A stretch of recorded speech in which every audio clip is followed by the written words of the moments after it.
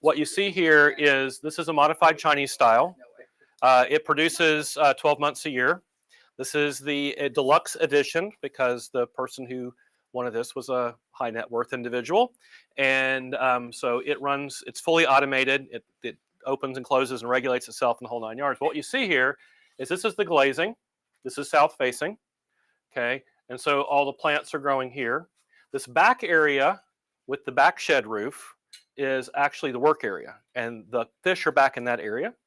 This high area is my heat chimney. And those are solar panels up there.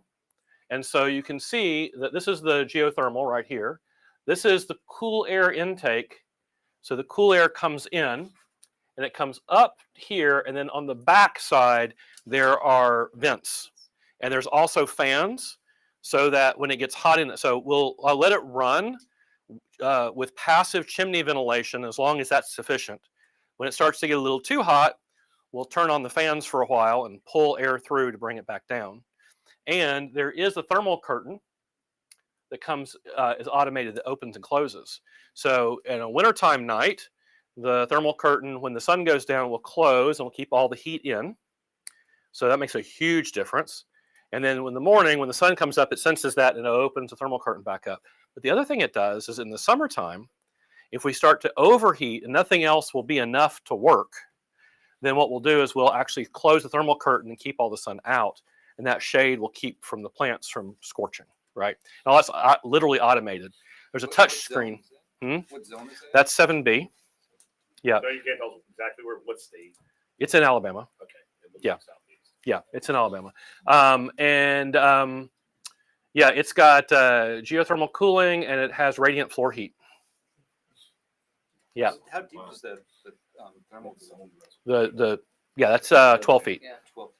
Yeah, it's horizontal 12 feet. Yeah. And then there's a 500-gallon propane tank off to the side. And this runs completely off grid with the solar panels, backup propane generator, and then the radiant floor heat runs on propane. Okay. Right? So it just goes, right? It probably doesn't use much to do that. No. No.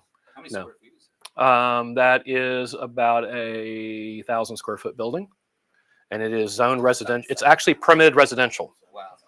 Yeah. Yeah. So only it's It might be a house one day. I tell you what, when they had a big power outage, they moved out of the house into the greenhouse because it was actually Is there a bathroom in there? no, House doesn't have any of that. no. But I mean, like it's for sleeping and all that kind of stuff. Right, well, right. It was the best climate controlled thing in the whole place, right? It was automatically climate controlling itself, you know, and growing food. You could go over and graze off of all the food, and it would grow. This was an experimental just to show about the automation and experiment with simple raft, and it can grow about 150 pounds of produce a month. It's about what it'll produce. So it's a fun little experimental structure. So, yeah. I'm not building that over the swim spot, guys. There's not enough room. I'll It's out of my budget. all right. Not enough room, lots of reasons. That's only a $250,000 building. Okay. You could just do it a little bit smaller, that's My all. first house was 80,000. Little bit smaller. All right. So, And he already has the design. yep. All right. So, second session. We're going to do this. I modified this out of a presentation I've given to a couple of different agronomy courses, universities. So I'll travel around and they'll hear that I'm going to be in the area and they'll ask me to come in and do a guest lecture for all kinds of things. I've guest lectured on everything from tropical conservation biology to architecture to physics. I mean, all kinds of crazy stuff, right? And this one happened to be for agronomy. I've given a couple of agronomy courses, including a graduate level agronomy course and stuff like that. And the thing you have to realize is you're going in, you're thinking, oh, these are graduate level agronomy students, or they're, in one case, it was a 400 level undergrad agronomy course. And you're thinking these people should be pretty dang smart about growing some plants. Okay. And the answer is they are if you're talking about chemical cultivation. And here's the other thing that will confuse the heck out of us. A lot of the stuff that you read about growing their plants is about chemical cultivation. And it does not apply directly to ecological cultivation of plants. So for them, I was giving them an introductory course in ecological cultivation, and the professors are taking notes, which is really interesting, right? Because they don't know this stuff. Okay. And for us, I'm going to go through it really to compare and contrast so we can talk a little bit about all this information. You can get stuff from like the county extension and so forth. Every bit of it's going to be for chemical cultivation. And some of it is actually going to take you backwards in growing plants, because what you really need to be doing is ecological cultivation. And here's one of the little spoilers we're going to get to. I have never found nutrient-dense, chemically cultivated food. Doesn't exist. Okay? So if you want nutrient-dense, or I'm now starting to, you're going to see in my next session on community food security, we're going to define nutrient integrity in food. Okay, I'm going to give you a technical definition of that so we can work with it, okay? But, so here we go, dynamics of plant nutrient flows, chemical versus ecological cultivation. And of course, if we're going to start on that, who do we need to start with? Fukuoka, Yeah. right? So, I don't know, Valerie, can we do it? You want to do it? You know the drill, right, from the PDC? Yeah, You want to read it for me? sure. This was my thing in a PDC. Instead of me reading the quotes, we find somebody that would love to read it. So why don't you read it for me? Many people think that when we practice agriculture, nature is helping us in our efforts to grow food. This is an exclusively human-centered viewpoint. We should instead realize that we are receiving that which nature decides to give us. A farmer does not grow something in the sense that he or she creates it. That human is only a small part of the whole process by which nature expresses its being. The farmer has very little influence over that process, other than being there and doing his or her small part. Very good. Thank you. So it reminds us that what we are doing when we are growing is we are partnering with other beings that have agency, right?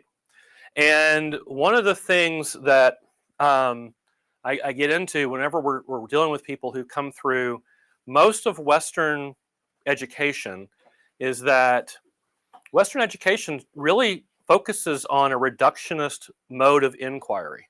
What I mean by that is that if you've got a thing, I don't know, power cell, right? And we want to understand how the power cell works, what do? Take it apart. And what do you do to the parts? Take them apart, right? So what we do is, if you don't understand the thing, take it apart into smaller parts. If that's too complicated, keep on going until you get down to the bottom, to the simplest parts. And when you understand all the parts, what's the theory? You understand the thing. Is that true? No. Especially if it's a lie. So the thing is, if it is a simple system, you're getting close. But if it's a complex system, like anything alive, the answer is no, you're not even close. Because a lot of the dynamics of complex systems are emergent. That is, they come from the interaction of the simple parts, and the things that pop up are not obvious at all by examining the individual parts in isolation. Okay? And so for those of you who are Dune fans, go look up the first law of the Mentat. It turns out, anybody know that one, by the way? Everybody knows the litany against fear, right? But almost nobody remembers the first law of the Mentat. And I read it again several years ago. It really hit me because I knew that Frank Herbert knew something about ecology, but it's quite fascinating. I can paraphrase it because I don't have it here, but it basically says you cannot understand a system by stopping it. You must join in its flow, and right, and that's the only way you can understand a system. That's basically the first law of the Mentat. Okay, and so chemical cultivation is basically this reductionist approach to trying to make plants function like a machine. And that's why we can never get optimal behavior out of plants when we are doing chemical cultivation. So, all right, what do I mean by ecological versus chemical cultivation? Let's get some definitions. Okay, so, by the way, this is an important one. The United States FAO, the Food and Agriculture Organization, has publicly stated that returning to small, organically run farms is the only way that we'll be able to feed the world in coming decades. Now, I'm sure everybody here trusts our benevolent friends at the UN. Okay. However, when I'm dealing with academians, this statement actually carries some weight. Yeah. Okay, because even the UN FAO has acknowledged that the large-scale industrial agricultural processes we're doing are showing diminishing returns. They are mining soil, destroying soil, and they're basically in a death spiral right now. I have a whole nother presentation on the death spiral of modern industrial agriculture. We go through all the reasons it's falling apart. Okay, yeah. So ecological cultivation, where we feed the soil and the soil feeds the plants, is the only healthy and sustainable way for us to grow our food. Okay, and sometimes referred to as, used to refer to it as biological cultivation, but for reasons I've just decided I like ecological cultivation better. So I'm using the term ecological cultivation now, okay? So let's talk for a second about what we mean by soil. And what I'm going to do here, by the way, is when I do the deep dive classes, I have a week-long soil fertility class, by the way, where we go through the science in way more detail than you want to know, okay? It's a rip-roarer, let me tell you, okay? It's a doozy, okay? So even in the PDC, I have about 8 hours of teaching on this subject. So what I'm going to do is I'm just going to hit some things really quick because I know some people in this group probably have some good background in this. So I'm just going to hit it super quick. Okay, when we talk about soil composition, healthy soil is comprised of inorganic matter, which is either sand, silt, or clay, right? Okay, organic matter, mostly humic compounds. And if you're going to go play with all the cool kids, that is the ecologist and the biologist, don't call it humic acid anymore, call it humic compounds. The reason is that all of the chemists, organic chemists, got really upset because to them, if you name an acid a thing, it's got to have a formula. And the whole thing is the humic compounds are a whole class of compounds. Okay, they're long chain carbon compounds. So they wanted to call them humic compounds. Okay, we'll call them humic compounds because they are a whole class of compounds. Okay, soil life, starting with fungi, bacteria, protozoa, nematodes, so on and so forth. Then, of course, water and dissolved gases. And there's a relative mix, okay? That air of about 25% is really important. You don't have that, you have all kinds of other problems. And then your organic matter, well, if you have soil, what's the difference between soil and dirt? Right, life, okay? Dirt is dead, mostly composed of sand, silt, and clay. When you get life in it, then we start to get all these other things popping up. The soil organic matter is actually a side effect of the presence of the soil life. And here's a magic number for you, 2.5 to 3%. When you get to about 2.5 to 3% soil organic matter, you get over the hump.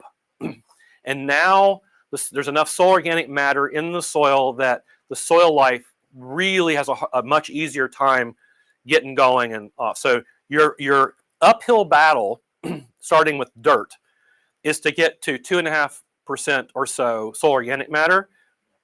Then it starts to take off on its own. And by the way, one of the things about biochar is it can kind of tricky it, like you almost have a little extra soil organic matter in there for some reasons. Okay, so it's like instantly adding something that pretends to be a little bit of soil organic matter.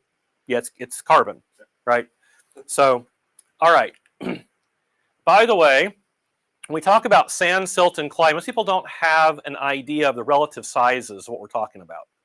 Okay, so let's see if my pointer actually going these days. Yep, yeah, there it is. Okay, it's a little weak right now. Okay, so yeah, so this would be the average size of a sand particle. Okay, just blown it up a lot. It would be like 2 all the way down to 0.05 millimeters. Okay, so that's your big boulders of the inorganic matter. That is the relative size of a silt particle. Okay, if you ever just done pure silt, it feels kind of slippery. Okay, and then that would be the relative size of a clay particle. So it's helpful to me at least to see them in relative size, because you have to realize how much bigger the average sand particle is than the average clay particle. And that's why the clay can get in between the sand particles and cram in there and, like, for example, help fill a pond.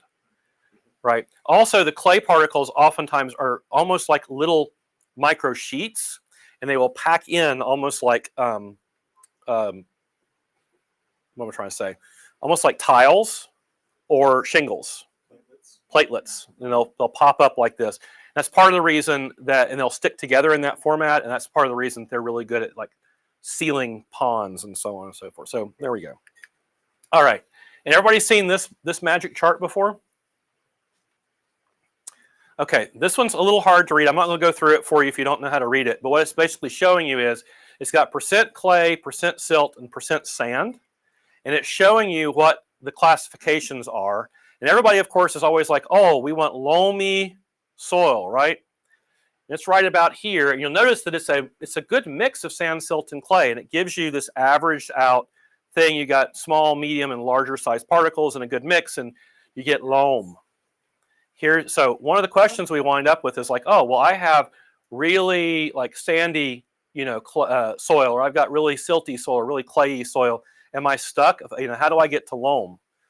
Okay, and here's a magic little bit. You add enough soil organic matter, and it'll start to pretend to be loam. How's that? But it won't be. It won't be, But it looks like it. but it looks like it, right? Because it'll start to flocculate. It'll start to get tilth and so forth. So almost every case when we're looking at adding soil organic matter is the magic juju that we need to do in order to get a lot of things happening. Okay, so these are some of this is what we're doing right now. Some of the stuff that comes out of what I call the physical chemistry of soil. This is just the physics of how the soil is made up, right? Okay, I'm just going through this really fast in case you've never seen it before. Now, chemical composition of plants. What are plants made out of? Well, it turns out that they're about 45% carbon, 45% oxygen, 6% hydrogen, and 4% other elements. Interesting, right? Notice that nitrogen, phosphorus, potassium, blah, it's all just hidden under this little bit right here, right? Other elements. And this is a way of breaking it down here. Dry matter, water, like at the very beginning, it's like 75, a living plant, 75% water and 25% dry mass. And then you break it down in elemental or type compounds. There's all kinds of different charts like this you can look at.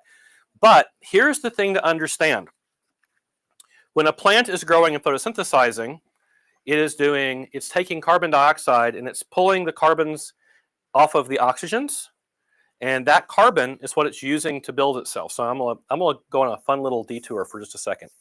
Okay, I take a planter, nice big planter, and I measure out exactly 100 kilograms of soil.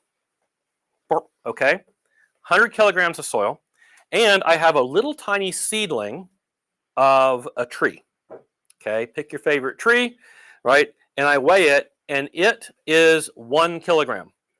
Okay, so I plant that 1 kilogram tree into this pot full of 100 kilograms of soil. Now let it start growing. Okay, and I come back, and it gets bigger and bigger and bigger and bigger and bigger. And at some point, I pull that tree out, and I weigh it, and it now weighs 91 kilograms.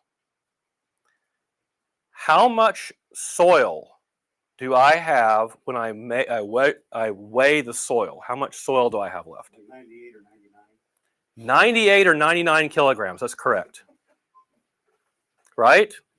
Huh.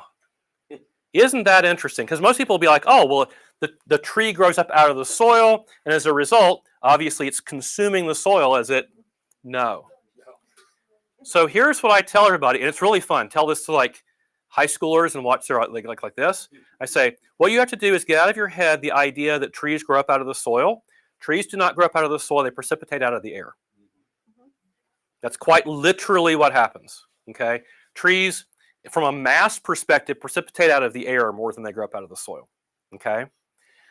So that's just getting a little bit of our head wrapped around like what's going on. But those 4% other elements, nitrogen, phosphorus, potassium, magnesium, calcium, blah, blah, blah, blah, blah, blah, all of those are critically important in the metabolism of the plant. If they're not there, the plant can't be healthy. Okay? So we talk about the macronutrients. And I'll go past this fast. I'm pretty sure most people are familiar with this, right? We got the nitrogen, the phosphorus, potassium, calcium, magnesium, sulfur as our macronutrients, right? We need these in the plant.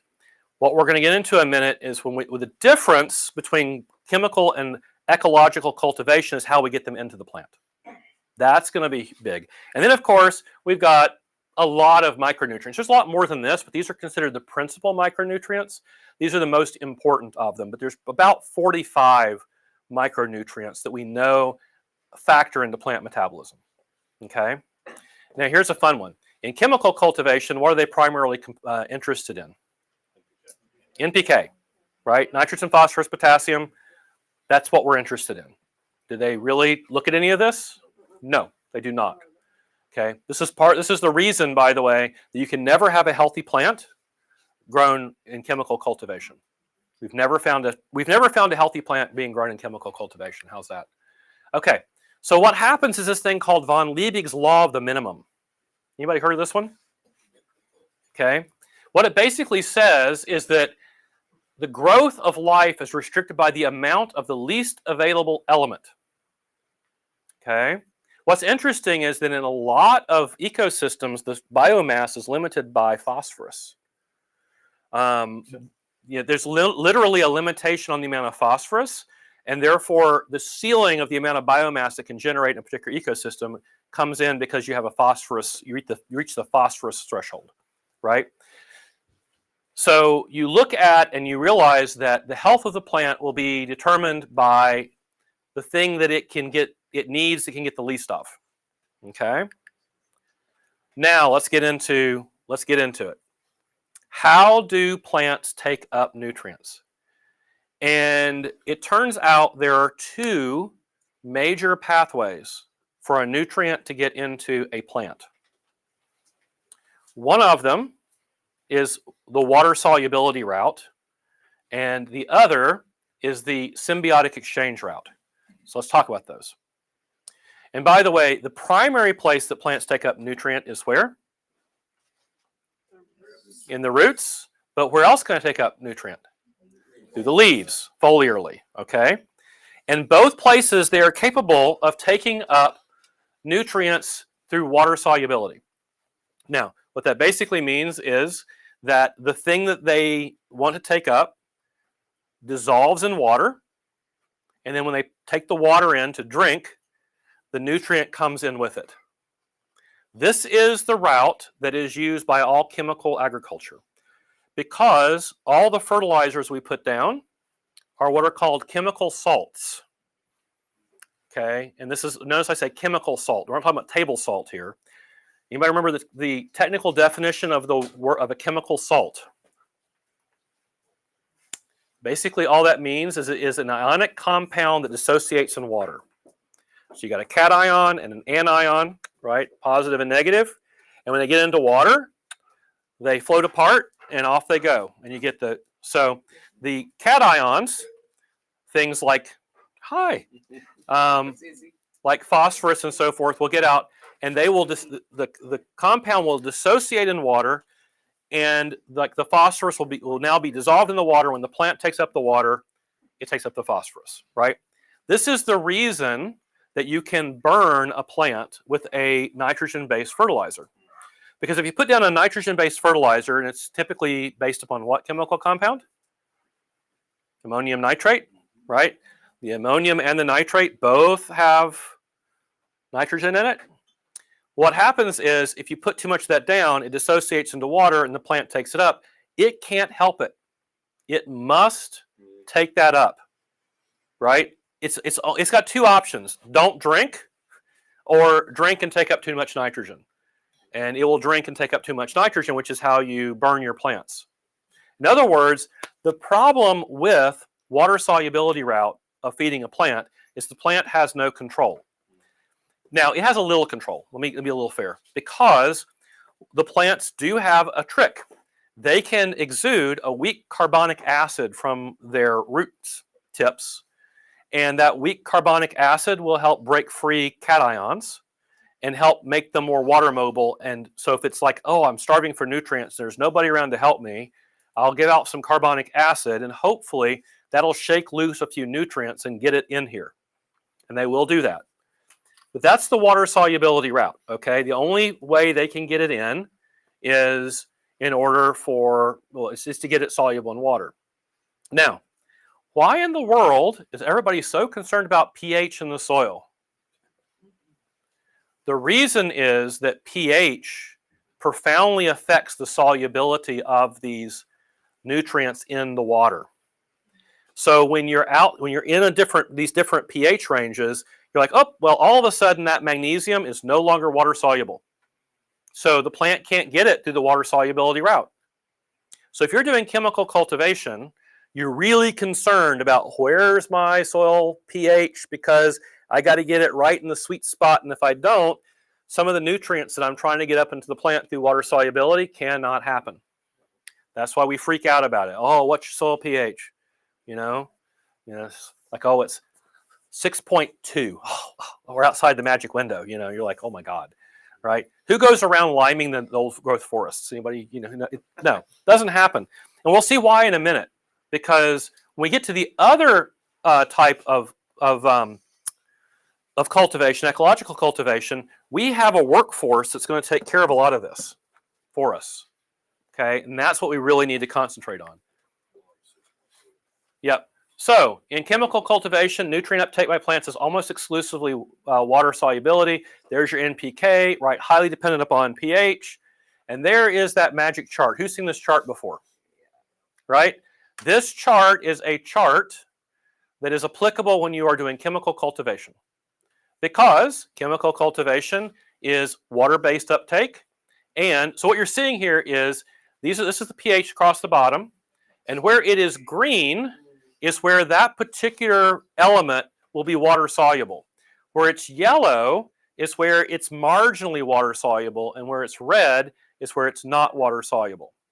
And what you'll see is this magic window right here is where nitrogen, phosphorus, potassium, sulfur, calcium, and magnesium all kind of have a window of water solubility. That's why garden soil should be between 6.5 and 7. That number is a chemical cultivation number. Make sense? Okay. And you'll notice, by the way, that there's other things that aren't on here. There's some heavy metals, and they start to become water soluble down here. It's like aluminum becomes water soluble between 4.5 and 5, right in there. And so what happens is if you get too acidic, now all of a sudden all these heavy metals start going into the water and going into your plants and in bulk, right? Okay, so let's talk about cation exchange capacity just for a moment. We mentioned it yesterday. And so this, or what's referred to as CEC, it's a measure used by soil scientists to determine how well the soil can hold on to cations at a given pH value.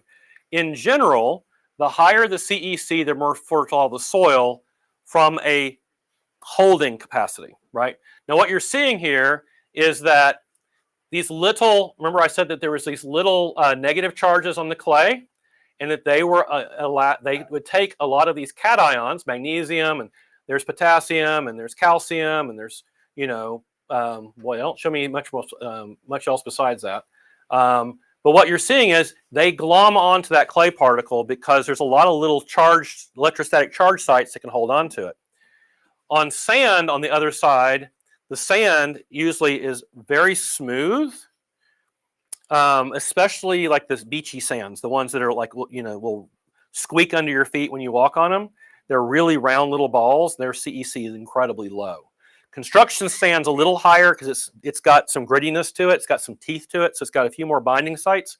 But what you wind up with is, low CEC. So light-colored sands are usually a CEC of like 3 to 5. Dark-colored sands 10 to 20. Silty loam, clay loam is about 30 to 40, and organic soils are like 50 to 100. Makes a massive difference. Because now when water comes rolling through, these are water-soluble cations that the plant wants. And so when water comes through, if you don't have any binding sites, the water can just grab a hold of it and take it for a ride. And off it goes. And there goes your fertility, which is why sandy soils have such a hard time holding on to anything fertile by themselves. It's just like, yeah, all the cations, I can get all the cations in the world you want. First time you water it, nothing holds on to them. And just water goes down through the sand like that and takes all the fertility with it. Okay? So how about soil testing, right? Oh, I need to go get my soil tested. Here's the thing. If you go to any of the colleges and you ask for what's called a weak acid soil test, they won't tell you that's what it is. They're almost every one of them is doing a weak acid soil test. Okay. What they'll give you back is they will give you back a chart of what is available for your plant via the water solubility route. That weak acid is there to simulate the carbonic acids coming out of the root of the plant. Okay. And so what they're going to do is they're going to take your soil, they're going to expose it to a weak acid solution. They're going to see what comes into water solubility. Because the assumption is that you're going to be doing chemical cultivation, that the only thing your plant can get is via water solubility. And therefore, in that weak acid solution, let's see what the plant can get. Because we don't believe in soil life here. We only believe in water solubility. Notice that in this whole chemical side, we haven't talked about soil life yet. It doesn't exist. In this world, we don't talk about that. That's where that test is coming back and telling you, oh, Jack, your soil is just criminally low in calcium, phosphorus or whatever, right? 40 years of it there, but it's criminally low. Exactly right. So here's what happened. We had this fun thing. We're talking to Dr. Elaine Ingham, and she said, yeah, we had fun one time. I think it was Dr. Ingham that did this. I'm pretty certain I remember her talking about this. But they'd taken some soil from a very fertile old growth forest, and they'd sent it to a lab for this kind of chemical, so forth. And guess what the lab test said? Deficient in everything. Deficient in everything. Every bloody thing is deficient. Why? Because there was so much life, soil life, and the soil life was actually holding on to all that nutrient, right? We're going to look at that in just a moment. And what it was doing is it had grabbed a hold of all that nutrient. It was waiting to exchange it with the plant root. So he mobilized it so that the water coming through the soil couldn't take it for a ride. And it was holding on to it and waiting for the plant to ask for it. Now, just think about what we just did. Before, when we were working with chemical cultivation, we were having to play really thinky games with pH. We were really worried about whether or not the CEC was super high so that the cations wouldn't go flying off the first time we watered our plants, right? And so what's happening is the soil life, it's coming in and going, oh, I'm going to grab a hold of all these nutrients and I'm going to hold them in a form where they're not water soluble immediately. What that means is that we retain the nutrient in the soil, right? And so that weak chemical test isn't going to show it to you. You have to use what's called a strong acid test. The strong acid test will actually break open the membranes of all that life and expose all of those nutrients that were inside, waiting for them to do some bartering with the plants. Okay, is that making sense? So, do I ever go and do myself a soil test? I will at the very beginning of working with new soil, because there's a few things I want to know. I want to know what the calcium-magnesium ratio is. If the calcium-magnesium ratio is too far off, you can get to the point where clays will not flocculate. If you think you have that situation, come talk to me. I won't go through all that in this class, but if the calcium-magnesium ratio is worse than 7:1, then you'll start to get into situations where the magnetostatic conditions of the clay particles will no longer allow you to flocculate your clay. You won't get the small flocks of clay. It'll basically collapse. You'll never get structure in your clay. Okay, this is one of the little things we get into later in the more advanced classes where we start talking about how you amend that and fix that. Okay, but other things soil tests may indicate: the pH of the soil, right, helps indicate the water solubility of nutrients. The CEC can be in there. Organic matter percentage, that's a great one to know because it tells you where you are getting started, right? And texture and inorganic composition. It will tell you in many cases the sand, silt, and clay component, and that's actually also handy to know. So yeah, I'll go do a soil test, but I'm not assuming when they come back and tell me that I'm deficient in this, that, or the other. Okay, what I know is that here's the advanced little pro tip. I might use that in the first year because I know it's going to take a little while for my soil organic life to get to going. And so I know that there will be a deficiency of certain things, and I might amend a little bit if I'm criminally short in one thing. I might put it on there in terms of rock dust or something else. The first couple of years while my soil life is getting to going, once the soil life is going, it'll fix all these problems. right? So you should what we're trying to do is get you off of the treadmill of like constantly having to go get soil tests and right. Yep, I can use a soil get my system started. But after my 3rd year, I want to be off the soil test treadmill. My soil life are the master biochemists, and they're going to take care of all of it for me. Okay. So chemical soil tests tell us about soluble nutrients. They work for chemical cultivation. They do not work for biological cultivation. Soil microscopy is needed to assess what is happening in a system using biological cultivation. We want to know who is the workforce present. That's what we're really interested in. Okay. So in ecological cultivation, this is our workforce. This is called the soil food web. And the basis of the trophic network are going to be the bacteria and the fungi. Right up from that are protozoans. The protozoans actually are feeding on the bacteria, mostly.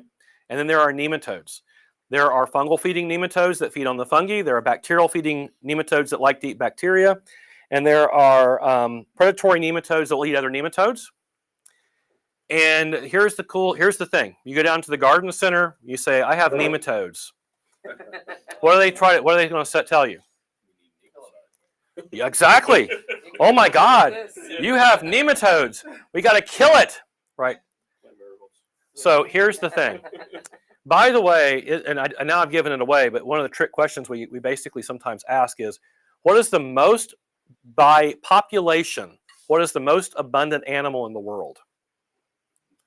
And the answer is the nematode. It's the most abundant animal. It's one of the smallest animals, and it's the most abundant. If you counted up the nematodes on the planet, it would be the number. It would be the animal with the largest population, right? The thing is that there is one bad guy nematode. It's called the root-feeding nematode. Okay, the root-feeding nematode is what the garden center is so upset about, because if we get really, really bad soil conditions, like the soil goes anaerobic or you get other kinds of really bad conditions, that is the conditions in which the root-feeding nematodes thrive. And guess what they eat? The roots of your plants, right? So if you go in and you ask the guy at the garden center, right, what about the bacterial feeding nematodes? Have no idea what you're talking about, right? Yeah. Won't know about fungal feeding. Why are the protozoans, if the fungi and the bacteria are doing the heavy lifting and the work, why are the protozoans and the nematodes so important? They're aggregating what the individual bacteria are doing, so they create another stronger source of what they're gathering. Actually, the opposite. Really? It's fascinating, right? What happens is sometimes particular strains are too successful, and they will grab a hold of and hold on to nutrient. And what happens when you have predation, the predators will eat and then they will excrete. What they're doing is they are mobilizing in the soil food web, they're mobilizing nutrients. And if you don't have them, you have problem with nutrient mobilization. So the reason we need the whole trophic web is to keep a biodiverse, it's the same thing that happens when you don't have top predators in an ecosystem, right? You lose your biodiversity because the top predators take out excess populations of certain things. And what will happen is if you get excess of a particular like clade of bacteria, then the protozoan predators will come in and start to reproduce and pull their population back down and keep the biodiversity up. So we need, just like in a forest ecosystem, we need predators and all the different levels of the trophic network. We need a trophic network in the soil in order for the same thing to happen and for there to be biodiversity in the soil. So our workers and here's our general rule of thumb. When we look at this under a microscope and we're looking at things, we're looking at the bacteria, we're looking at the fungi, we're looking at the protozoans, we're looking at the nematodes. If we have all of those in a good balance, the rest of the network will start to pull itself in and it will start to be going in a good direction. So most of the time when I'm pulling out a soil sample and I'm looking at it, that's what I'm looking at, plus how much soil organic matter or aggregates am I seeing. Okay. And so that's what we're looking at. Now, yep, there's a lot here. And first, of course, people ask me, well, what are you looking for? Well, it turns out we're doing something that's called morphological analysis, which is the really fancy way of saying, okay, that we're looking at the size, shape, and color of the organism, right? So this allows you to do it with I've taught high schoolers to do this. I've taught middle schoolers to do this because it's like, can you look at a microscope and can you look at the size, shape, and color of the thing? Okay. And we have a sheet of paper that says, these are the size, shapes, and colors of the good guys. These are the size, shape, and color of the bad guys. What do you see? Right. Exactly. How many good guys do you see? How many bad guys do you see? And so forth. We can teach them all of that. So like we said, when you start looking at nematodes, we can teach them to look under the microscope and go, that's a fungal feeding nematode. That's a bacterial feeding nematode, right? That's a predatory nematode, or that's a root feeding nematode. Okay. And so they can start to look at that and go, oh, what am I getting? Same thing with your protozoans. You get flagellates and amoebae and ciliates. So what do you think your good guys are? Anybody know? Your flagellates and your amoebae, and the ciliates are the ones that tend to proliferate under anaerobic conditions. So when you start learning to identify those by size and shape and color, and then the same thing, there's good fungi and bad fungi, but it turns out that the good fungi typically have a certain diameter, and they're typically colored, and so we can teach you really quickly to sort them out. And once you start looking at it, you can be like, yep, that looks great, and you can also get an eyeball for, like, once you have a sampling protocol and you look at a slide, you can say, do I have a vibrant amount of life here, right? In the very beginning, you start off counting. How many of those do I have? How many of those? Once you kind of get an eye for it, you can kind of look at it and go, that looks pretty dang good. That looks pretty dang good. And you go through some fields on the so forth. Okay, so I don't think I'd put all those in this. No, I didn't put all this in this presentation. Normally we go through this. Okay, so it's you can start with something as simple as a light-filled microscope. You'll want a 10x eyepiece. It's a compound microscope. And you're going to want, the objectives you're going to want are a 4x objective. The minimum you want is a 4x objective, a 20x objective, and a 40x objective. So because the 40x objective with the 10x eyepiece will give you 400x total magnification. Okay, and that's enough. I have an aspheric 60x, which is just, yeah, it's nice. The whole thing is a lot of the numbers that you're going to see in the literature are normalized against a 400x field, right? So, yeah. So when you look at it through a 400x, you're looking at it and you're counting how many, how much fungi am I seeing? How many bacteria are seeing? So forth. A lot of those are normalized in the counts that they're telling you to look for. They're normalized on 400x. Okay, and so most of our analysis and counting is at 400x. We use the 200x and and then I'll also sometimes have a 10x eyepiece on there, the 100x. That's usually for looking at nematodes. They're large enough that you can't really see them effectively at 400x. Is this making sense? Mm-hmm.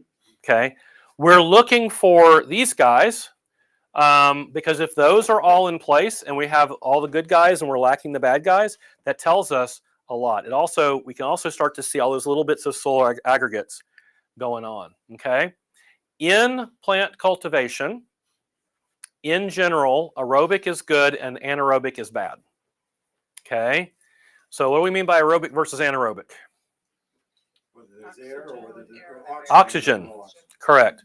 So for those of you who are technical about it, yep, aerobic means above 6 parts per million of oxygen or 6 milligrams of O2 per kilogram. Okay, that's your 6 parts per million. If you are below 6 but down to 4, you're in the range, for those of you who are biologists, of facultative anaerobes, and if you're below 4, you're hard anaerobic. Okay, so what we want to do is we want to keep the soil above 6 ppm, and if we do that, we are basically keeping ourselves in the range which will favor the propagation of the good guys. Now, little side note for the pros. Is it important to have? Is it important for us to think about the anaerobic organisms we have in the soil?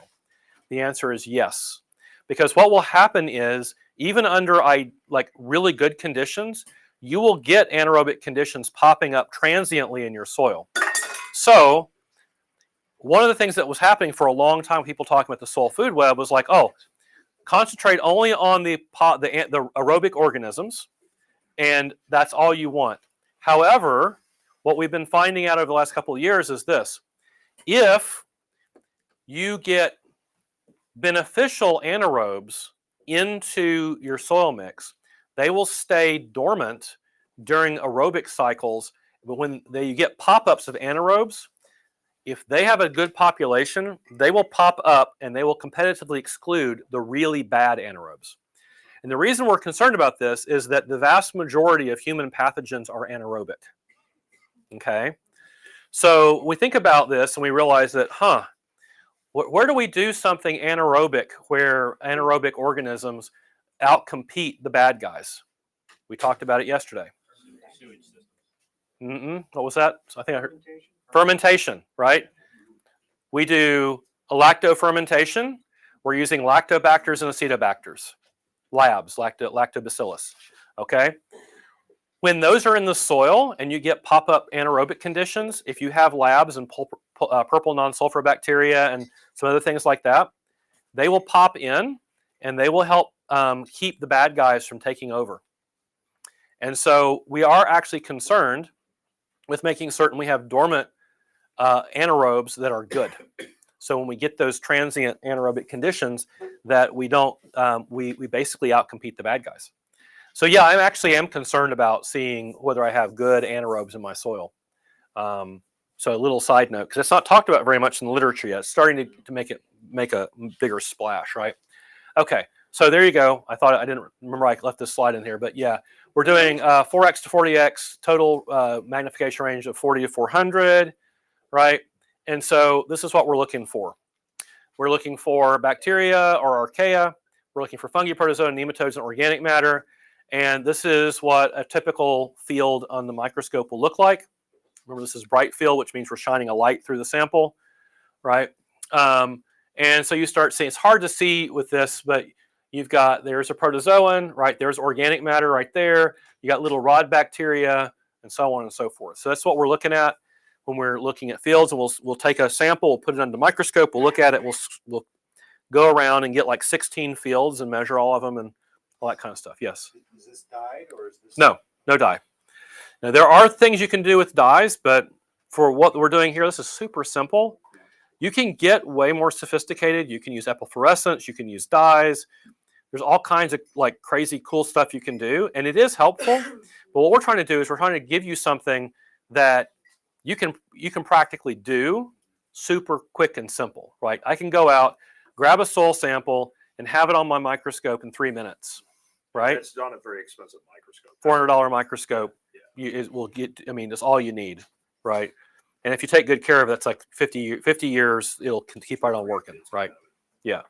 So that's what we're doing. All right. So good guys versus the bad guys, right? We talked about that. Anybody know what those are? Spirochetes. So those good guys or bad guys? Anybody know that one? You should remember that one. Come on now. You all remember that one? Spirochetes are anaerobes. Those are bad guys. A lot of the spirochetes are pathogenetics. Okay. And so notice, how am I telling that those are spirochetes? Well, spiro should give you an idea, right? Spirochetes, we're looking at the size, shape, and color. Those are spirochetes. I don't care what exact species of spirochete they are. That whole family is not something I want to see a lot of. If I see a lot of spirochetes, I'm going, oh, something's going bad here, right? So you can see why we can teach middle schoolers to do this. It's like, that's a bad guy. You see a bad, right? Okay. So here we go. This is a 400x view of a damaged root with a lot of coxibacteria and some organic aggregate and a ciliate. Okay, so it's hard to see here, but like right here, that little bit is where a root-feeding nematode is taking a chunk out of that root. Okay, what is a coxibacteria? Stuff that causes coccidiosis. There are some coxies that do that, but this is, coxy literally means round. Now, remember, you're going to get your PhD. You can't call them round bacteria. We have to come up with a sophisticated name for it. So they're coxibacteria, right? Okay, that's why you can charge more when you consult. So the little coxibacteria, these little round bacteria, this is a ciliate, And ciliate comes from the word cilia, which means hairs, and you can actually see the little hairs coming off of this one, right? This is a bad guy, okay? He looks so cute. Cute, right? Little eyes there. The That's hues actually of purple are contributing. rather nice. Yep. So I look at this and I go, ooh, I've got a root-feeding nematode munching on my roots, and I got ciliates. Cocci are not bad; they're okay. I got a little bit of organic matter right here. Okay, I'm not happy with this view. There's more bad guys than good guys here for me, and so I'm kind of wondering what happened, because this probably tells me that the conditions are not too great. Okay. So here you go. Cocci means the round one. Diplococci, die. What? Two. Okay. Streptococci. It's a strip of cocci, right? Okay, and so on and so forth. There's a bunch of others. Now we can get into the bacilli, and the bacilli are more rod-like, right? And then we get over here into vibrios, and so on. A vibrio is a bad guy, by the way. The spirochetes are bad guys, and so forth. So we'll give you a list of all these, and you say, there you go. You're looking at all the bacteria, and we give you a list of who's the good guys and the bad guys. You can pretty quickly start just sorting those things out, right? And that gives you your bacteria. There is a good fungal hyphae. So the fungal hyphae, again, this screen, I usually bring my 4K projector. In the 4K, you can see it a little bit better, but it's like bamboo. It has a open inside, you can see, and it has little segments to it. And it'll be the same diameter down its length. Okay. You can see the segments. Yeah, there's a little segment right there, right? And so you start, and this is a good fungal hyphae. It's actually brownish, and it is large enough, and so we're going to count that as a good guy. Okay. So, like I said, normally we'll go through this, and we'll do a lab class where we take over the cell biology lab of a university, and we'll give everybody a microscope, and we'll spend hours playing and showing you how to do all the samples, set them all up, and then we'll go out and grab all kinds of samples and bring them in and let everybody do them. And we'll show them live on the screen, and we'll go through them and talk about them and see what we're seeing. That's usually how we teach soil microscopy. Okay, so it's a lot of fun, and you can do it with kids. I mean, there's nothing here that kids can't do, right? There's an amoeba, and the amoeba are good guys. Everybody know how amoeba moves? They're pseudopods. What does that mean? Little feet. They take their foot out and they go drag, right? They put their foot out, they go bump, drag. That's how they move along, right? Those are the amoebae. Okay. The flagellates, which are also good guys, they have these little flagellum on the back, like the little propeller motorboatsy things. They go all over like that, right? So you see them going all over the place, right? So it's a lot of fun. Now, here's the thing. Let's see. Oh, there's a ciliate. Sometimes called a soul salmon. Okay. You can see the little cilias there. They're a little bigger. There's a bacteria-feeding nematode. And the way we identify it is this head part right here. Okay, very distinctive head part. There is a fungal-feeding nematode. We actually got it. This is a picture of it actually feeding. So there's the nematode, and there's the fungi, and it's actually feeding on the fungi. Okay, and there's a predatory nematode eating a bacterial-feeding nematode. Yep. And then there's a root-feeding nematode. Notice the little, this right here. This is the thing, and so you're looking at the mouth parts on the nematodes to figure out which one is which.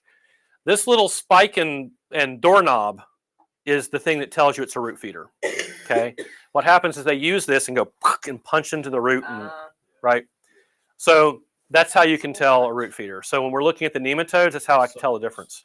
Yep, sucks it right out, right? Okay, so I'm going to go through this in a sec, but here's what I want to kind of say, because I haven't hit it really strongly so far. Okay, here is the way that this whole thing works in terms of the plants and the soil food web. Most of the symbiotic relationships between the plant roots and the microbes are between the bacteria and the plant, or the fungi and the plant. So at some phase in plant development, they had to make a decision. Okay, they either had to like do the work in-house, or they had to outsource.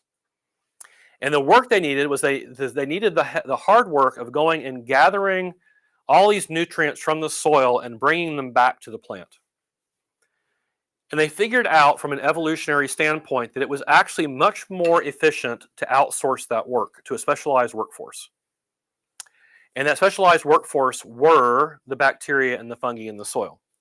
So you had actually a win-win transaction here. The plants have these photosynthesizing leaves up there. They can produce an excess of starches and sugars and other energetic compounds. Now we have all of these organisms down in the soil who aren't photosynthesizing, so what do they need? They need food. They need to power their metabolism, right? So the trade-off was at some point the plant was like, I've either got to go down here in the soil, and instead of just having a little bit of root hair, I've got to like build this massive network of root hairs everywhere. And then I've got to learn all the biochemistry of breaking down parent material and freeing up minerals and holding on to those minerals and that kind of stuff. That's complicated biochemistry, and there's already experts at that. So I'm going to hire them because I have extra energy here because I can photosynthesize all day long, literally. Okay, I can bring sugars and starches and other, energetic compounds down, and I can say, okay, bidding is open. I need some magnesium. Who can pay me some magnesium? And then a fungal hyphae will show up and say, I have magnesium. And it's like, all right, fair trade. Okay, or same thing with bacteria. Okay, so what this is it is a mutually symbiotic relationship where the heavy enzymatic chemistry is left to the bacteria and the fungi to break things down. And they can mine stuff, like fungi can mine these nutrients out of parent rock material. Okay, it's very cool, right? They specialize in that. The plant did not want to have to learn how to do that. That's a whole different set of enzymatic pathways and metabolic pathways it's got to create and so forth. The plant doesn't want to get into that business. It's like, let's outsource that. It was a really smart move. So what's happening though is this: every root hair is actually associated with a certain bit of leaf over here. Okay, so we got a little root hair down here. We got a little leaf over here. This leaf is exposed to a little more sunlight, and it's clopping along. It's like, I need a little more selenium because I'm running a little low. So I'm going to place the order. Order goes down. This root hair says, I need more selenium. This fungi says, it's a little low on selenium here. Send out a signal. Several meters away in the fungal hyphal network, there's like, we got selenium. Okay, so the order gets placed. The selenium gets brought back through the fungal hyphal network, back to the root hair, delivered to the root hair, goes up through the xylem and phloem and out to the leaf, and there you go. Now here's your selenium. When you want it, how much you want. Okay, this is not the water solubility uptake method. You can place the order for how much you want when you want it, and because of the way it's happening, that exchange is intermediated in this little zone right around the root. And those microbes will actually buffer the pH in that zone to allow for that transfer to happen. So that's why in wild environments, if you are working with plants that are symbiotically related to the microbes, that you will get very high level nutrient uptake in the plant, even if the average pH in the soil is wrong. And by the way, pH of soil is a fiction. Doesn't exist the way we think it does. Because what you'll see is if you could put a little magic micro probe in every square millimeter of soil and watch it over the day, the pH in that would be constantly changing up and down and back and forth. Okay, that's what they have you do when you sample, and they're going to give you a soil pH from a lab. They have you sample from several different places. They mix it all together, and they give you an average. Okay, I mean, it's somewhat helpful, but it's a synthetic number. It's made up average. Okay, so what happens is in this root zone is that those bacteria and fungi will buffer that pH for you. And so that's why I'm not nearly as concerned with the pH in a really rich soil system that has soil organic matter and has bacteria and fungi in the whole soil food web. It will cover a multitude of sins. Okay. And so, yeah, I might be interested just to get things started, but after that, it will start buffering it all out. Okay. Now, here's the other thing. This is this particular diagram I did. It was kind of inspired by a version of this diagram that Matt Powers did, but I kind of did it a little bit different than he did. And what you start seeing is that early R-selected species plants, pioneer plants, feed mostly on nitrate compounds, which are exuded by bacteria. So when you come into brand new soil, what you start seeing is that these plants that are going to be your first pioneer plants up, they are going to be mostly symbiotic with your bacteria, and they're going to be feeding on nitrates, and they are more alkaline. As you move forward, the first thing that we typically grow in a garden is a Brassicaceae, right? The brassicas, okay, they are actually not very symbiotic with fungi at all. The symbiosis they have is almost exclusively with bacteria, and therefore they feed on nitrate and a little ammonium. As you move forward, your vegetables and mid-succession grasses are mostly nitrate, a little more ammonium, and when we get over to your Solanaceae, what are those? Your nightshades? What are your nightshades? Tomatoes, peppers, eggplants, potatoes, so forth, right? Right. Then they are majority nitrates, but mostly ammonium. And then as you get up over into your row crops, productive grasses, it'll be equal nitrate and ammonium because the fungi are giving you your ammonium. By the time you get down into shrubs and bushes and deciduous trees, you're now majority ammonium. And when you get down to the evergreens, now you're mostly ammonium and very little nitrate. And what's happening is that the symbiosis is shifting from bacterially dominated symbiosis to fungally dominated symbiosis. So most of the garden plants that we're playing with are somewhere closer to the middle. And so what we're looking at here is this is the biomass ratio, right? Up here at this extreme, we're 10,000 units of biomass of bacteria to 1 unit of biomass of fungi. By the time we're down here, we've swapped it completely around. Now what's happening is as you go this direction, you're not getting less bacteria, you're just getting ridiculously more fungi. So by the time you get down here, don't think that the bacteria have all gone away. It's just you now have the fungi are big and massive and a lot of dry biomass, okay? So this is just giving you a little idea of when you're growing certain kinds of plants, what they're trying to be symbiotic with. The more fungal that the plant is, the less it can tolerate disruptions of the soil. Because when you disrupt the soil and till it and everything, that breaks down the fungal hyphae and sets you way back. And that's why, here's the thing. When you plow, you go from here to here, and you create the germination conditions of all the weed seeds. Okay?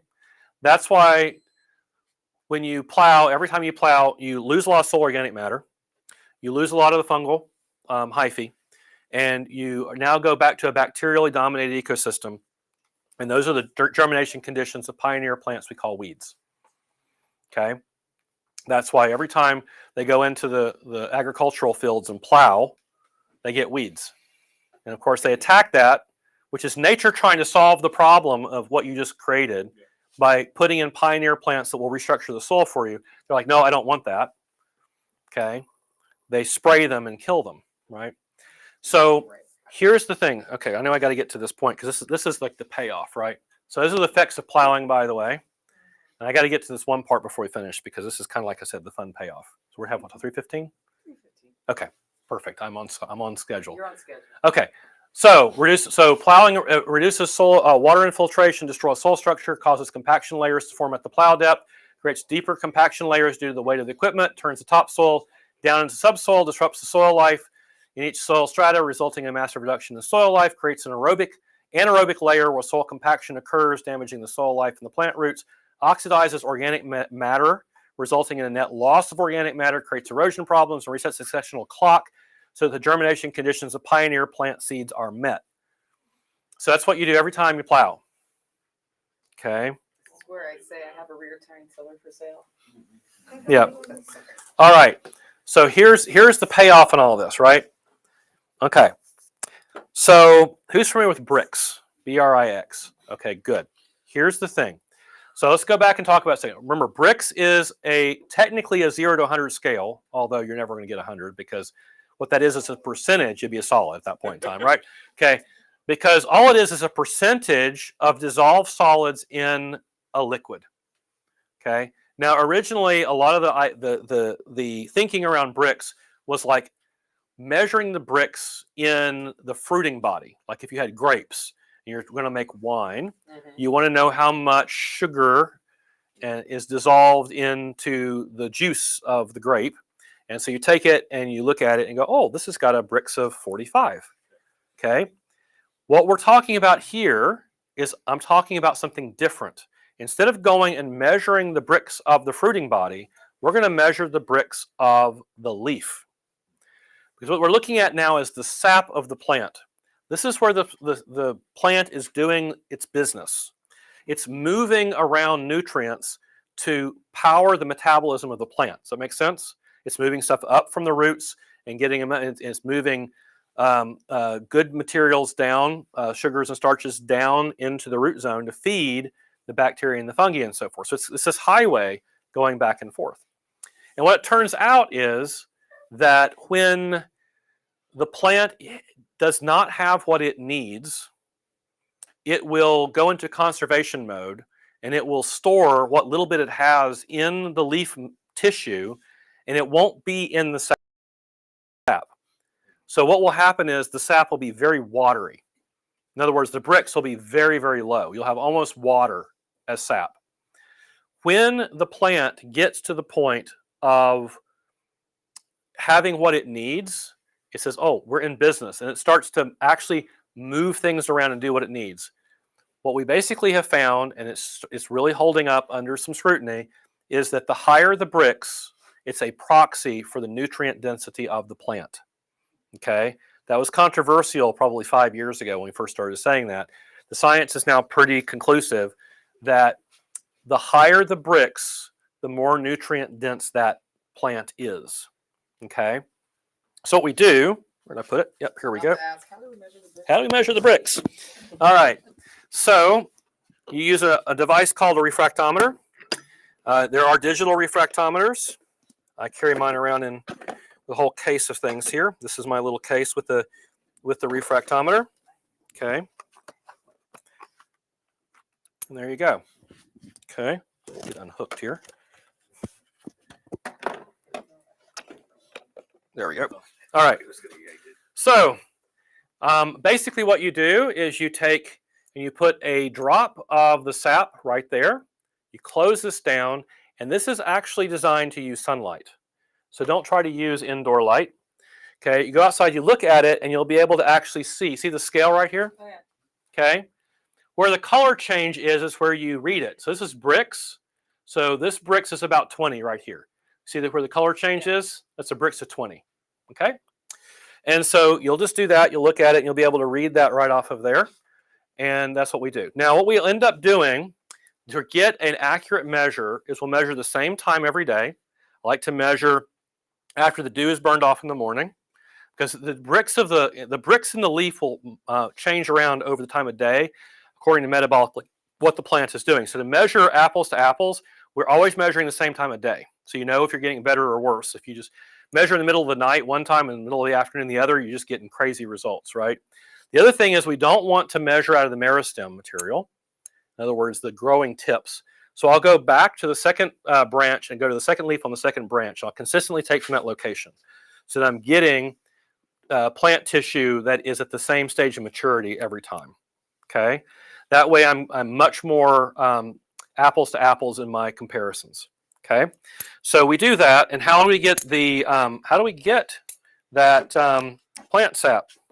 We use a sophisticated analytical tool Right? Field expedient. What you do is you take that leaf, you masticate it between your hands for 30 seconds. You take the material, you put it right in here, and you express a drop onto the refractometer. Done. Okay? You do need to clean it out nicely between samples so you don't cross-contaminate your samples. So I have paper towels in here and everything else for cleaning this out, but this is how I can go and get my Brix reading from the sap of the leaf, okay, leaf sap. So, yep, that is, anybody have questions on how this operates? It's super simple. I mean, get the drop on there, look at it, and read it off the scale. It's that simple, okay? Write it down somewhere. Hmm? And then write it down somewhere. Write it down somewhere, that's correct. Okay, I remember. so here is, all right, so for a long time we were saying this. We were saying that what happens is when you start getting the Brix higher and higher, that the nutrient density goes up, but something else very interesting happens. The susceptibility to pests goes down. Because what happens is the higher the nutrient density of the plant, two things happen. One is the plant gets to the point where it can defend itself better. And number two is that the sophistication of the plant secondary metabolites gets articulated to the point where it takes a more sophisticated digestive system to attack it. So this finally came out. I think this was the other slide I had. Yep, here it is. Okay. This came out about 18 to 24 months ago. Dr. Tom Dykstra, who's an entomologist, actually did the field work and verified this. And this is directly from him. The numbers I'm giving you here are his numbers. Verified pest response to leaf Brix through field observations of pest damage to field crops. As the Brix goes higher, different groups of insect pests stop being interested in the crop. He breaks down pest response to leaf Brix as follows. At 6 to 8, the aphids stop. They just literally will not show up. They won't land on the plant. They won't try to eat it. They just stop. You're like, where did the aphids go? They went away. That's right. They can't eat it anymore. Okay? So by the way, the most healthy chemically cultivated plant I've seen so far had a leaf Brix of 4. Yeah. Okay? Most of them that we look at have a leaf Brix of 2. Okay? So that is aphid food. You're not growing human food at that point. You're growing aphid food. And so what I tell farmers is when the aphids show up, be thankful that they've come to get rid of a crop that's so sick you should not be growing it and should not be feeding it to human beings. How's that? Okay. They probably don't like that. They don't like that, but it's just the truth, right? Okay. Then the next is, he says, okay, the sucking insects, the ones that have a proboscis and suck, they tend to go away between 7 and 9. Okay. So by the time you're getting up to about a 9, those aren't there anymore. They're going away. Then the next are the chewers, including caterpillars and Japanese beetles. They go around between 9 and 11. Okay. And so all of a sudden the Japanese beetles, which are the bane of many people, just disappear. Okay. Finally, the last is the grasshopper group, which includes the crickets, the katydids, and locusts. They go around 10 to 12. By the time you hit a leaf Brix of 14, no insect pest will touch it. Literally a plague of locusts will fly over your field, look at it, and not even bother landing. And keep on going to something they can eat. Okay? Now, what does it look like and taste like? Well, what's interesting is I've gotten to the point I can usually guess at the leaf Brix by looking at the plant and smelling it. Because what happens, and I didn't put John Kemp's in this. Nope, I didn't put John Kemp's diagram in here. So John Kemp's diagram, have anybody seen the plant health pyramid? Well, what it turns out is that at the lower levels of leaf Brix, by the time we're getting to around 6 or so, and I'll end with this, but by the time you get to the leaf Brix of around 6, you're getting to the point where the plant has all the nutrients it needs to have pretty efficient, 100% efficient photosynthetic metabolism. In other words, it's able to do that. But it's not all the way yet. It's still not completely healthy, but it can at least photosynthesize pretty robustly. And that's about the point where we get to that bottom level of John Kemp's plant health pyramid. The next level is if the plant can get more of the nutrients at once. The next thing it's able to do is get what he calls complete protein synthesis. In other words, the plant has everything it needs to build all the proteins that it needs. And as it goes up from there, the bricks continues to go higher, and the health of the plant and the robustness of the plant and the nutrient density of the plant goes up, and therefore the flavor profile of the plant goes up a little bit, because now a lot of those protein structures are in place inside the plant that weren't there before. The next thing, if we get even more nutrient into the plant that it needs, is it now goes into complete lipid production. What are lipids? Fats. So here's the thing. Have you ever noticed if you get a plant that's really super healthy, and certain of them, you're like, it gets this like sheen on the outside of the leaf, Yep. right? And the unhealthy ones don't have it, and the real healthy ones have that like beautiful sheen. The leaf form will even change sometimes. Correct. The leaf form will start to change because we now have complete protein synthesis, and now we're able to start creating like the lipid fatty gloss on the leaf and everything. We're now getting into complete lipid synthesis. We're now probably at a Brix of at least 8 to 9. Okay. If we're getting it really good, like that Swiss chard is just like that amazing sheen, like what, okay. A lot of the commercial Swiss chard just looks flat, right? And now all of a sudden you can start to really smell it as well, right? Start to smell it. But then the final phase, the last thing, is plant secondary metabolites. So now the plant can photosynthesize completely, it can produce all the proteins it needs, all the fats it needs. Now it gets to the point where if it's got all the nutrients at once and it's very, very healthy and robust, it can create plant secondary metabolites. These are the complex chemical compounds that allow it to do things like drive off the rest of the pests. And these also, by the way, tend to be some of the medicines for us.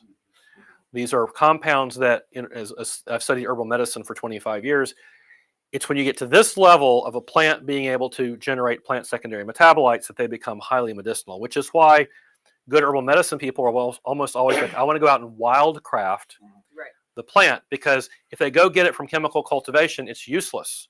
It's down there as aphid food, right? They go out and they find beautiful, vibrant plants growing in a wild space. If you measure the leaf bricks, it's like 15. And like, this is medicine, And if it right? wasn't healthy, it wouldn't be there. Exactly right. It would be taken out. Okay, it would be taken out of the environment, right? Okay, Like, I have so much work to That's do. why nature's beautiful, because when you're weak, Right. you die. correct. No, So- it's true. Here's what you look at. We want to get the workforce in. We want to get the soil or get the soil microbes in and working. We do that through compost, aerated compost tea. We're getting the life in. This is what we're basically doing. We're creating the conditions which the life can thrive. We're bringing in good life, and we are getting it to go. We are feeding the soil at that point, and then the soil, which is the soil life, feeds the plant. Because that soil life is adapted to feed the plant exactly what it needs, exactly where it needs, right? And by the way, yeah, I've had people talk to me about, oh, can you come talk to us about precision agriculture? Which I laugh at them. I say, okay, I'm going to tell you about precision agriculture. So they're talking about every square meter gets like its own. I'm like, no, you got it wrong. Precision agriculture is every cubic millimeter actually gets its own, because that cubic millimeter interfaces with that root hair, which interfaces to that leaf. That's precision agriculture. And guess what? Nature already does that. Every cubic millimeter actually will be unique to the needs of a particular part of that plant. Okay, that's precision agriculture. So we get that going. We let that workforce, which is adapted to this, feed the plant. And now we start getting things. So when I first learned how to use this was with Kay Baxter. She was over in Australia at Zatuna Farm, and we went through all this. We were going through Jeff Lawton's garden, and we were measuring things. And I found out really quickly that for Kay, any plant with a leaf brix under 10 is awful and needs to be removed from the garden immediately, right? Which for most gardeners would be absolutely, just awesome. I've got a leaf brix at 10, right? And so she now has people who have come and lived on site at Kawanga Institute for a while, and have reversed all kinds of chronic degenerative diseases, including insulin-dependent diabetes. But you can't Yeah. start there. No, Pulling out Yeah, you just have to anything do because it you wouldn't No. have anything when you're exactly building it right. up. Exactly right. So what you do is you start and you realize that it's as simple as this. We did an experiment where we started. This was with a PhD in biology. We did it as a controlled experiment with grad students, and we said what we want to do is we're going to take and we're going to do side by side traditional chemical cultivation, and we're going to do just aerated compost tea. That's it, nothing else. Okay. Aerated compost tea. Okay, and we're going to do control plots and all of it. We had like 24 plots and the whole 9 yards. So it was like scientifically valid. And we put in a brassica, a legume, and I'm trying to remember what the third thing he had. He had a brassica and he had a legume. And I'm trying to remember what the third was that he put in there. But he had 3 different families, right? And so he's got each plots this.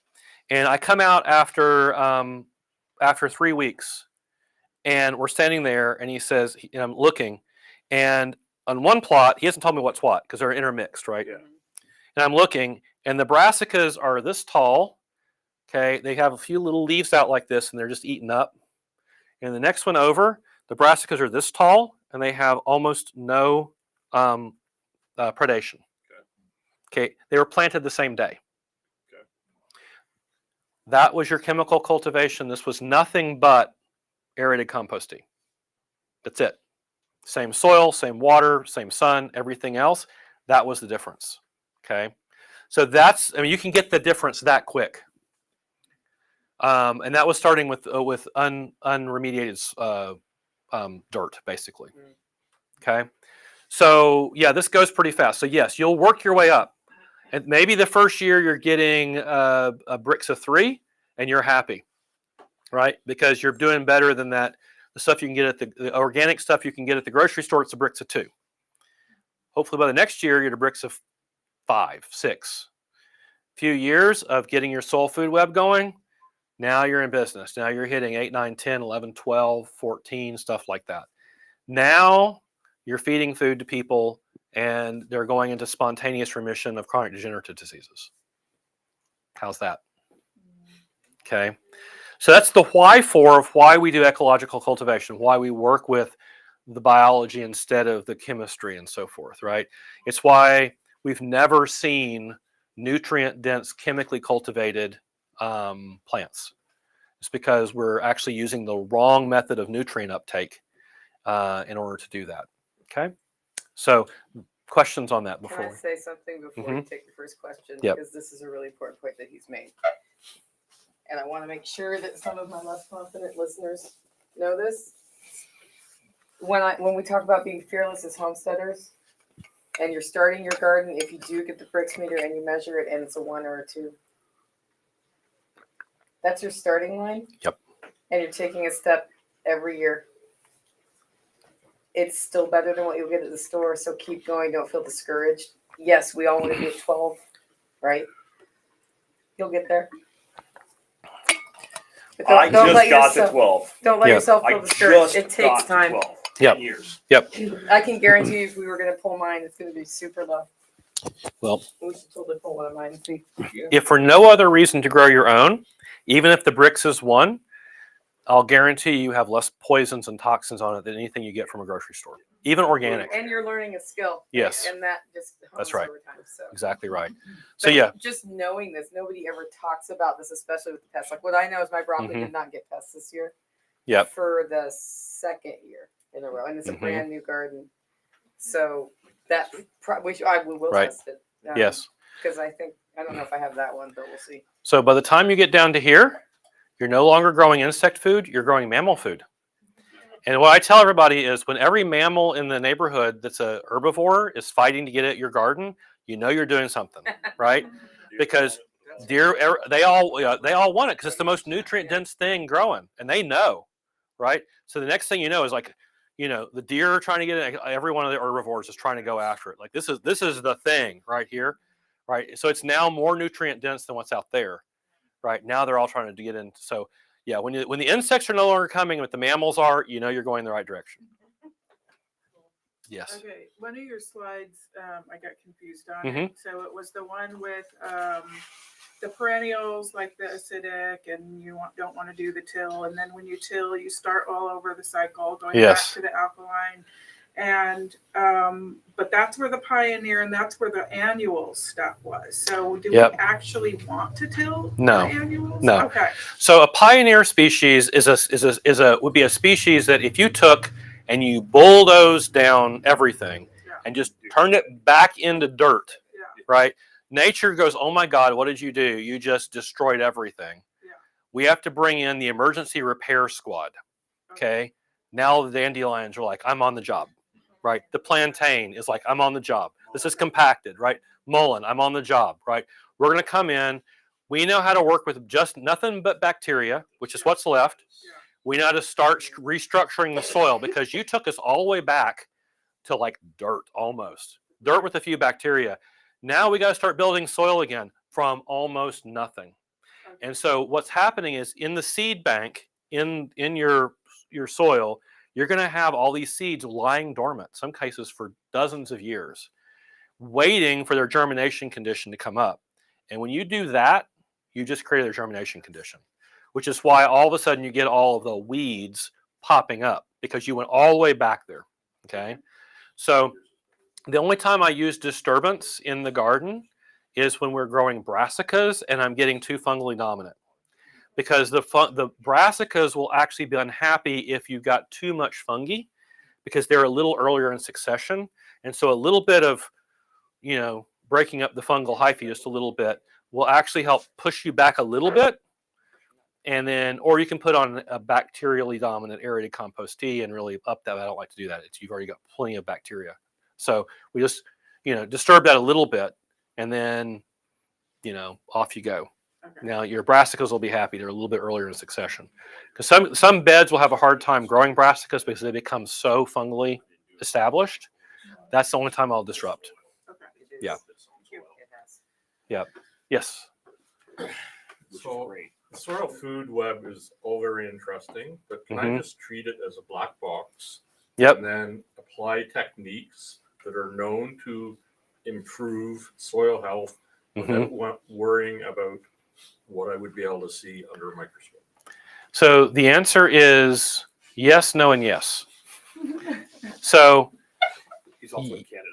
yes. So So it's easier. yes. So yes, in that, guess what? Our ancestor did that for tens of thousands of years. Okay. They didn't have microscopes. No, in that the way they grew up was learning by observation and watching. So they knew what to look for in the soil in their particular cases. They knew what the signs and symptoms were of aerobic and anaerobic soils in their particular locations because their parents and grandparents taught them as they were growing up. Our proxy is glancing through a microscope. When you get better at it, now I have people who are so advanced they can go out, look at it again like their ancestors, look at it and go, that's fine, that's great.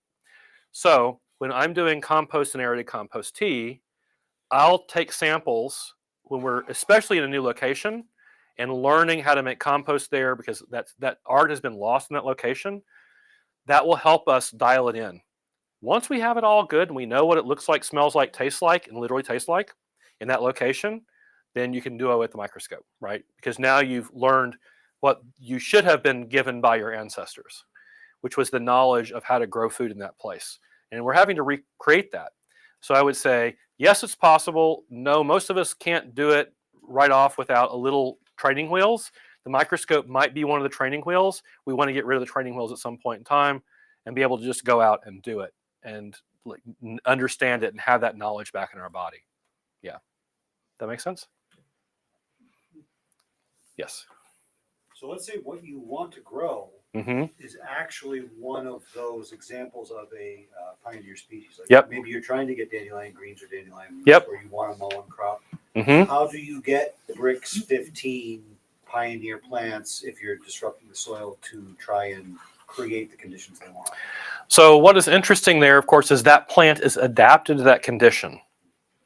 I've never tried, there are some improved dandelion varietals that are grown in Europe. I've never tried going off and like growing dandelions on my own, particularly to measure that, Most of them are wild harvesting, so they're there. But their metabolism is centered around being around that symbiosis with the bacteria, so they can be pretty healthy. They're in a edge case ecosystem. It's like, yep, this is hard conditions. And so what's interesting is that sometimes they make really powerful medicine because they have to in order to survive. That's part of the reason that every part of the dandelion, for example, is medicinal. And it's some powerful medicine if you know how to use it. So yeah, I go for the wild dandelion and we use every part of it as medicine. If I'm taking a soil sample off a property and I want to look at it under a microscope, Yep. how quickly from obtaining that sample to getting it on that slide, how much time do I have before, we're taking sort of a part out of the hole? Correct. Before things start dying. Yeah. We'll typically do it relatively quickly. In ideal circumstances, within a couple hours. We've had cases where we've had to actually bring it back to the lab.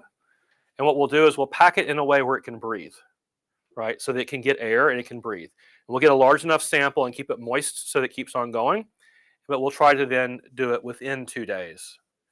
Okay. And we know that we're losing a little bit, but there's been cases where we've been off on the site. We're way off away from things and we literally have to pack it up and ship it back home so that we can get, the right microscopes on it. So of course there's no microscope out there and we still get good data. So yeah, I would just say, don't let it dry out. Don't put it in an environment where it can't get any oxygen, and treat it as a living thing, right? Get in the Jeep for 6 hours. Exactly. Don't bake it in the sunlight. You treat it like a living thing, right? Yeah. Yes.